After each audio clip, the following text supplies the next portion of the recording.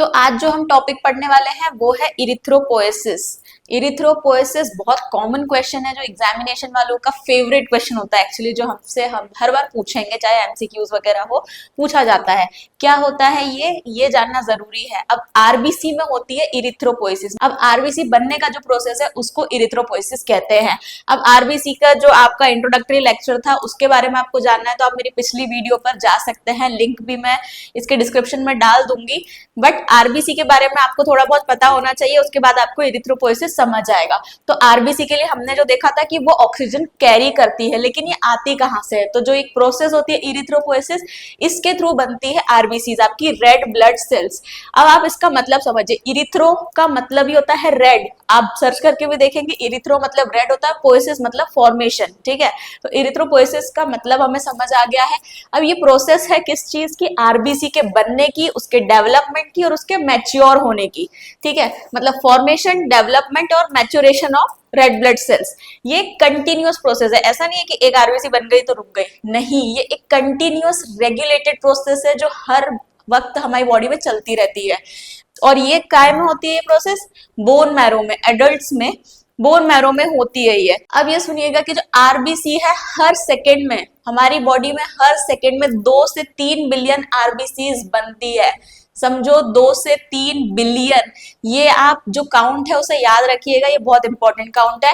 इसीलिए उसको highly active physiological process भी कहते हैं। अब ये इतनी इंपॉर्टेंट प्रोसेस है, ये क्यों इतनी इंपॉर्टेंट है ये अब हम आगे देखते हैं। अब ये समझते हैं कि भाई आरबीसी का जो बनना है यानी इरिथ्रोपोएसिस हमारी बॉडी में इतना इंपॉर्टेंट क्यों है? तो भाई बहुत ज्यादा इंपॉर्टेंट है, क्योंकि सोचो आरबीसी बना रही है और आरबीसी के बिना हमारे क्या क्या हो सकता है। देखो आरबीसी का रोल क्या है, हम देख चुके हैं कि वो ऑक्सीजन को पहुंचाता है लंग्स से लेकर हर एक टिश्यू तक। ऑक्सीजन पहुंचा रहा है मतलब हमारी बॉडी के अंदर हम सांसें ले पा रहे हैं, और वहीं से टिश्यूज से लंग्स तक आपको कार्बन डाइऑक्साइड को वो छोड़ करके भी आएगा। तो इसका ये रोल तो है ही। अगर आरबीसी कम हो गई तो मतलब ऑक्सीजन नहीं जाएगा, CO2 नहीं आएगा, तो कितनी सारी चीजें हो सकती है। प्लस इसमें हीमोग्लोबिन भी होता है आरबीसी में, तो एनीमिया हो जाएगा। अगर आरबीसी कम हो गई तो हाइपोक्सिया, क्योंकि ऑक्सीजन नहीं पहुंच रहा है तो हमारी बॉडी में हाइपोक्सिया हो जाएगा। इन दोनों के चलते अब हमारे अंदर थकान लगने लगेगी, क्योंकि हमारे अंदर ना तो ब्लड है ना तो ऑक्सीजन प्रॉपर है। हमारी बॉडी में पेलारनेस दिखने लगेगी, हमारी स्किन जो है पेलार हो जाएगी और हम सांस नहीं ले पाएंगे। सोचो कितनी सारी चीजें हो रही है, मतलब आरबीसी कितनी जरूरी है, इरिथ्रोपोएसिस कितनी जरूरी है। इसीलिए कहते हैं इरिथ्रोपोएसिस हमारे सर्वाइवल के लिए, हमारी लाइफ के सर्वाइवल के लिए बहुत जरूरी है। अब हम बात करते हैं साइट ऑफ इरिथ्रोपोएसिस। साइट मतलब लोकेशन, कहाँ बनती है? तो आपके ना डिफरेंट स्टेजेस ऑफ लाइफ में अलग अलग जगह बनती है। इसको हमने 2 पार्ट्स में डिफरेंशिएट किया है। एक तो फीटल लाइफ में अलग जगह बनेगी और फिर आफ्टर बर्थ अलग जगह पे। फीटल लाइफ में 3 स्टेजेस में बनती है, याद रखिएगा 3 स्टेजेस में फीटल लाइफ में, मीजोब्लास्टिक स्टेज, हिपेटिक स्टेज और माइलॉइड स्टेज। MHM से आप याद रख सकते हो अगर याद रखना हो। मीजोब्लास्टिक जो फर्स्ट 2 मंथ्स होते हैं इंट्रायूट्राइन लाइफ के, उसमें बनती है, वो वाली स्टेज होती है। इसका साइड होता है योक सेक। जो योक सेक है उसमें इरिथ्रोपोएसिस की प्रोसेस होगी। इसका सोर्स होगा मीजनकाइमल सेल्स। ये बिल्कुल प्रिमिटिव आरबीसी इसमें बनती है और ये न्यूक्लिएटेड होती है। यूजुअली आरबीसी में न्यूक्लियस नहीं होता है, ध्यान रखिएगा, लेकिन ये जो है ये प्रिमिटिव आरबीसी है, इसमें न्यूक्लियस होगा। दूसरी आती है हिपेटिक स्टेज, जो 3 से 6 महीने के बीच बनती है इंट्रायूट्राइन लाइफ के। हिपेटिक से ही आपको समझ आ रहा है, मतलब लिवर की बात हो रही है, तो यहाँ मेन ऑर्गन होगा आपका लिवर। लिवर में बनेगी और इसके साथ साथ स्प्लीन में और लिम्फोइड टिश्यूज में भी आरबीसीज बनेंगी, ठीक है। और यहाँ पर ये बहुत इंपॉर्टेंट स्टेज है, क्योंकि यहाँ पर फीटल लाइफ की सबसे ज्यादा आरबीसीज बनती है। 3 से 6 महीने में सबसे ज्यादा आरबीसीज बन रही है, जो कि लिवर में बन रही है।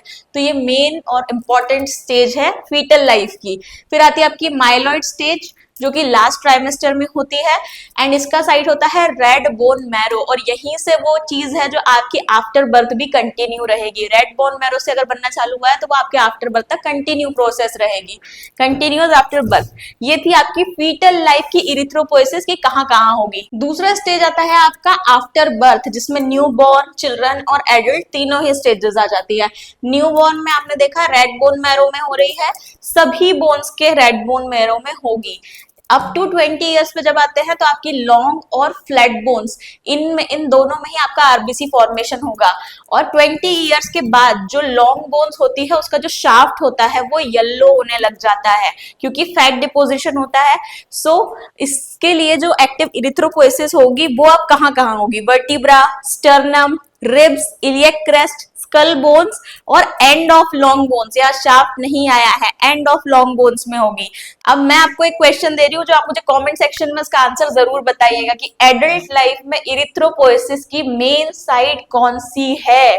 आप कौन सी बोन को कहोगे कि ये मेन साइट है, मुझे कमेंट सेक्शन में जरूर बताना। अब हम पढ़ेंगे प्रोसेस ऑफ इरिथ्रोपोएसिस। ठीक है, प्रोसेस, इसमें हम 3 चीजें कवर करेंगे, स्टेम सेल्स, स्टेजेस जो है इरिथ्रोपोएसिस की, और क्या क्या चेंजेस आ रहे हैं ड्यूरिंग इरिथ्रोपोएसिस। स्टेम सेल्स के बारे में हम पहले देख लेते हैं।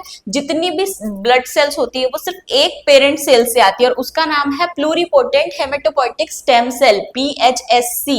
अब ये जो PHSC है ना, ये बोन मैरो में प्रेजेंट रहती है और ये 2 लाइनें बनाती है। ठीक है, एक होती है माइलॉइड लाइन और एक होती है लिम्फोइड लाइन। और जो आरबीसी आती है वो आती है माइलॉइड लाइन से।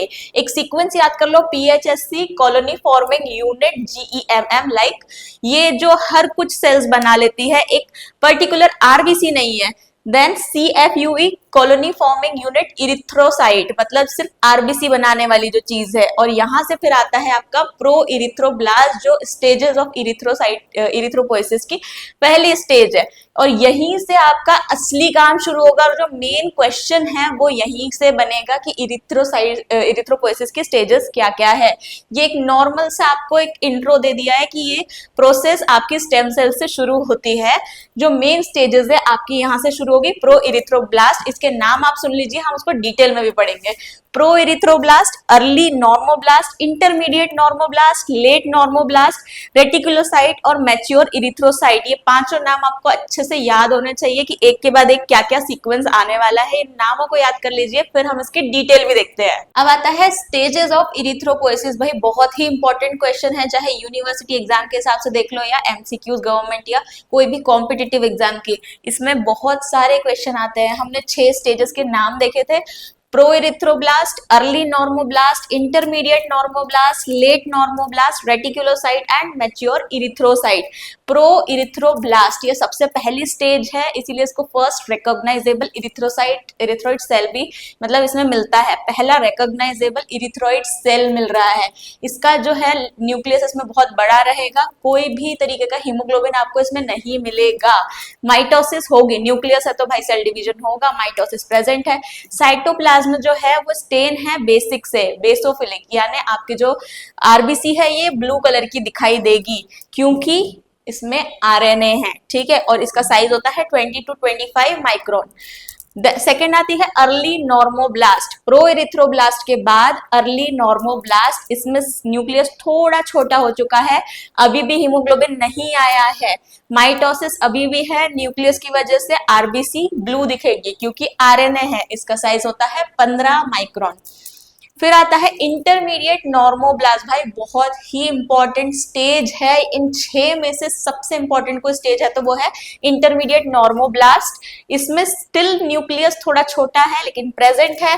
अब यहाँ पर पहली बार हीमोग्लोबिन प्रेजेंट हुआ है, इसीलिए ये नॉर्मोब्लास्ट जो है इंटरमीडिएट बहुत इंपॉर्टेंट स्टेज है। क्योंकि न्यूक्लियस है तो माइटोसिस है, इसको पॉलीक्रोमोफिलिक स्टेज भी कहा जाता है क्योंकि न्यूक्लियस है, आरएनए है तो ब्लू भी होगी, हीमोग्लोबिन आ गया है तो रेड भी होगी, यानी रेड और ब्लू दोनों कलर मिलेंगे, इसलिए इसको पॉलीक्रोमोफिलिक स्टेज भी कहा जाता है। ये 12 माइक्रोन की होती है। फिर आता है आपका लेट नॉर्मोब्लास्ट। यहाँ पे न्यूक्लियस काफी छोटी हो चुकी है, आपका जो हीमोग्लोबिन है अच्छा खासा आ गया है, माइटोसिस नहीं होगा क्योंकि इसमें आरएनए नहीं है, जो न्यूक्लियस है बहुत ही छोटा हो चुका है, इसलिए ये एसिडिक जो है स्टेन करेगा, सो ये रेड कलर का मिलेगा, 10 माइक्रोन का ये साइज होता है। देन अगली स्टेज आती है आपकी रेटिक्यूलोसाइट। ठीक है, इसको हम इमेच्योर्ड आरबीसी वाली स्टेज भी कहते हैं। ये आरबीसी बन चुकी है लेकिन इमेच्योर है। यहाँ पर पहली बार न्यूक्लियस पूरी तरीके से एब्सेंट हो चुका है, न्यूक्लियस नहीं है तो माइटोसिस नहीं होगी, इसका साइज है 8 माइक्रोन। देन मेच्योर इरिथ्रोसाइट, यही है आपकी प्रॉपर इरिथ्रोइड सेल आरबीसी, जिसको हमने मैच्योर इरिथ्रोसाइट वाली स्टेज भी कहा है। यहाँ पे आपका न्यूक्लियस पूरा एब्सेंट है। एचबी, हीमोग्लोबिन बहुत अच्छी मात्रा में है, माइटोसिस नहीं होगी। अब इसका शेप हो चुका है बाइकॉनकेव। अब ये जो आरबीसी है एसिडोफिलिक है, पूरी तरीके से रेड हो चुकी है। तो ये थी आपकी 6 स्टेज, इसको बहुत ही अच्छे से समझिएगा, मैंने पूरा बेसिक से समझाया है। और मोस्ट इंपॉर्टेंट स्टेज याद रखिएगा, इंटरमीडिएट नॉर्मोब्लास्ट। अब भाई कुछ इरिथ्रोपोइसिस के दौरान कुछ चेंजेस भी आते हैं। क्या क्या चेंजेस आते हैं, मेन चेंजेस आपको ध्यान रखने पड़ेंगे। तो ये मैच्योरेशन के दौरान जो है 4 चेंजेस आपको मेन मिलेंगे, और वो बहुत कॉन्सेप्चुअली समझो। पहला, साइज, सेल का जो साइज था वो डिक्रीज हो रहा था। पहले लार्ज साइज सेल थी, अब सेल का साइज छोटा होने लगा था धीरे धीरे। न्यूक्लियस साइज धीरे धीरे कम हुआ और एक स्टेज पे जाकर के पूरा तरीके से खत्म हो गया। साइटोप्लाज्म बेसोफिलिक से एसिडोफिलिक पे चला गया, मतलब पहले उसमें आरएनए था तब वो बेसोफिलिक था, जैसे जैसे उसमें हीमोग्लोबिन बढ़ता गया वो एसिडोफिलिक होता गया, और एचबी का सिंथेसिस यानी एचबी बनना और बढ़ता गया। कंसेप्चुअली समझो, सेल छोटा हो रहा है, न्यूक्लियस खत्म हो गया है, जो आपका हीमोग्लोबिन है वो बनना ज्यादा हो गया है, जिसकी वजह से जो आरबीसी का कलर था ब्लू से अब रेड या पिंक हो चुका है। ये कंसेप्ट आप समझोगे तो आपको ये चेंजेस आराम से याद हो जाएंगे। अब जो कुछ फैक्टर्स आपके इरिथ्रोपोइसिस के लिए बहुत जरूरी है, तो सबसे पहले जनरल फैक्टर्स 3 तरीके के होंगे ये फैक्टर्स, जनरल, मैचुरेशन फैक्टर्स और फैक्टर्स फॉर हीमोग्लोबिन फॉर्मेशन। जो जनरल फैक्टर्स है, पहला उसमें आता है इरिथ्रोपोइटिन, जिसको ईपीओ से हम रिप्रेजेंट करते हैं। ये किडनी सीक्रेट करती है और इसका स्टिमुलस होता है हाइपोक्सिया यानी ऑक्सीजन की कमी। तो समझो, अगर लो ऑक्सीजन हो गया हमारे अंदर तो किडनी फटाफट से इरिथ्रोपोइटिन बनाना चालू करेगी, बोन मैरो जो है एकदम स्टिमुलेट हो जाएगा और आरबीसी का प्रोडक्शन बढ़ जाएगा। क्योंकि आरबीसी कम हो गई थी इसलिए लो O2 हो गया था, इसलिए किडनी ने फटाफट से इरिथ्रोपोइटिन बना दिया। इसीलिए क्रॉनिक किडनी डिजीज में, अगर क्रॉनिक किडनी डिजीज है तो एनीमिया भी होता है, क्योंकि भाई वो तो इरिथ्रोपोइटिन बना ही नहीं पा रहा है। दूसरा आते हैं हार्मोन्स, आपका थायरोक्सिन, ग्रोथ हार्मोन और टेस्टोस्टेरोन, ये तीनों भी बहुत जरूरी हार्मोन्स है आपके जनरल फैक्टर्स इरिथ्रोपोइसिस के लिए। जो टेस्टोस्टेरोन है वो आपकी आरबीसी को बढ़ाता है, इसीलिए मेल्स में हीमोग्लोबिन ज्यादा होता है। ये थे आपके जनरल फैक्टर। फिर आते हैं आपके मैचुरेशन फैक्टर, जो आपके डीएनए सिंथेसिस के लिए बहुत जरूरी है। अब इसमें आता है विटामिन B12 और फोलिक एसिड, ये बहुत ही इंपॉर्टेंट है। अगर ये दोनों की डेफिशिएंसी हो गई तो आपके अंदर मेगालोब्लास्टिक एनीमिया हो सकता है, क्योंकि सेल्स जो है मैच्योर नहीं हो पाएगी, तो जो साइटोप्लाज्मा और न्यूक्लियस है वो मिसमैच हो जाएगा, इस वजह से आपको मेगालोब्लास्टिक एनीमिया मिलता है। इसको डिटेल में हम अगली क्लासेस में, एनीमिया वाली क्लासेस में पढ़ेंगे। फिर आता है factors responsible for haemoglobin formation. भाई जो हीमोग्लोबिन है वो 2 पार्ट्स में डिवाइड होता है, हीम और ग्लोबिन पार्ट। हीम जो है वो आयरन पार्ट होता है, ग्लोबिन जो प्रोटीन पार्ट होता है, प्रोटीन चेन बनती है, अमीनो एसिड की चेन बनती है। इसके कुछ इंपॉर्टेंट फैक्टर्स होते हैं, ये जो इनका डिटेल है हम वो वापस डिटेल में पढ़ेंगे पूरा हीम और ग्लोबिन पार्ट के बारे में। इसके इंपॉर्टेंट फैक्टर्स देख लेते हैं। जो आयरन है वो हीम के लिए है, जो प्रोटीन और अमीनो एसिड है वो ग्लोबिन के लिए है। फिर एक आता है कॉपर, जो आपके आयरन का एब्जॉर्प्शन कराता है।